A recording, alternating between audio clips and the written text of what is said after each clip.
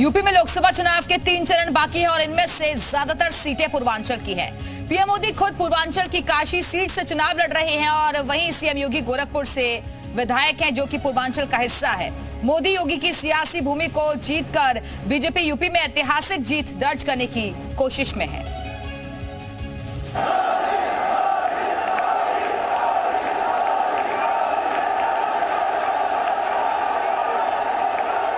सपा कांग्रेस वाले सरकार में आए तो रामलला को फिर से टेंट में भेजेंगे।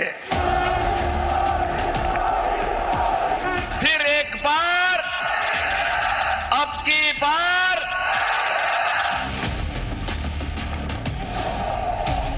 प्रतापगढ़, भदोही, जौनपुर, आजमगढ़ पूर्वांचल की ये वो लोकसभा सीटें हैं जहां पिछले 2 दिनों में पीएम मोदी और सीएम योगी ने जनसभा की। बीजेपी पूर्वांचल के गढ़ को मजबूत बनाने की कोशिश में है, इसीलिए यूपी के अगले 3 चरणों का चुनावी शोर इन्हीं सीटों के इर्द गिर्द उठता दिखाई पड़ रहा है। आने वाले 5 सालों में मोदी योगी पूर्वांचल की तस्वीर और तकदीर दोनों बदलने वाले हैं।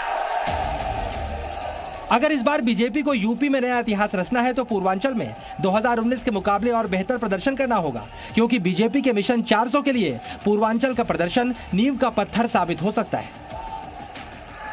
मैं आपकी रक्षा करने के लिए, आपके अधिकारों की रक्षा करने के लिए 400 पार मांगता हूं आपसे।